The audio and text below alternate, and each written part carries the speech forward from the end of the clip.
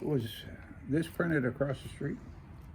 I had Carson Morrison did the color work for me. My equipment couldn't do that, so Carson Morris printed all that stuff. Any of the big posters, he did those. He was, color guy, way back when color was just starting. So this is Alfie's stuff. Yeah, talk about the Charlie Musselwhite. Talk about the venue. Talk about the performers. Well, this is Alfie's in San Jose. Alfie's Garden nightclub. It was the Hawaiian Gardens. Is what it was. Alfie was Alfie Zahner, friend of ours.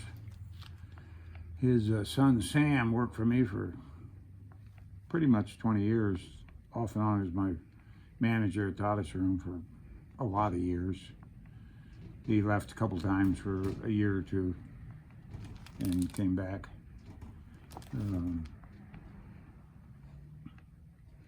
Anyway, that Alfie's was a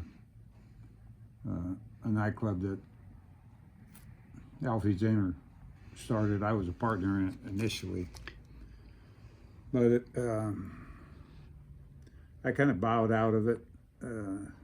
It was too much work. The Odyssey Room was doing well then, and I didn't like going back and forth down there. This Alfie's was kind of open inconsistently. It wasn't really a nightclub. It was a concert facility, and they just booked shows on occasion. And it was Sam got the night off a lot of times and went down and helped his dad during those shows. It was only open for a year and a half, I think.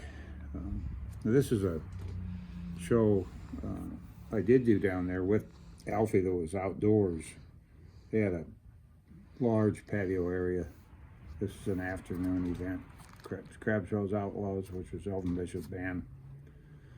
Stone Ground, Bushwhacks and Glass Packs. This is Truckin', Earthquake. You remember Truckin'. You'd use them a lot. Right? Yeah. Natural Act. Don't know that. Remember them.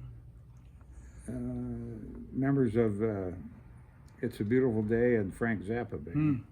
That's an interesting combo. You must have forgot about them because we used them in some of our concerts. Did we? Opening act, yeah. Natural Act. And I'm thinking that you brought them on board, sort of, but I might be wrong. Talk about Well, Earthquake this a is little interesting. Fat City featuring Sandy McGee from Cold Blood. I forgot that name. They had a name for that, but Sandy McGee was the original drummer from Cold Blood. Not the original, but I think when they got He was in to there. the recording, and he died early. Yeah, he died. He died in his early 30s, I think. Cancer. All drummers all die except for Gene Pardue's the only drummer that stayed alive. But he played the Odyssey Room a lot. Talk about Earthquake a little bit. Earthquake. Go ahead, Bill. Earthquake played the Odyssey Room a lot. We used them. I think we headlined them at one point in time. I remember them headlining Couple of shows. Eureka, so they would have headlined. A couple of shows. Reading Civic also, but they were the supporting act more than the headlined. This is what year? This one has a year on it, I thought. I didn't see it. No year. Probably 74. So what's the deal? How come you guys never put years on your flyers, posters? Well, because everybody knew what year it was. 1974. That's what we were doing. Most of these shows were in those years. 73, 74, Yeah. maybe 75. Yeah. Yeah, that's Civic Auditorium, Santa Cruz. David LaFlame, Snail, Pablo Cruz. Do you remember the drummer, Larry Quarry? Not drummer. Did I say drummer? The guitar player from Stone Grounds was one of the starting members of Pablo Cruz. Oh, I didn't remember that. Larry Coryell. I always liked David LaFlame. He was a really nice Yeah, guy. David LaFlame's got Parkinson's now. I can't play anymore. Oh, darn.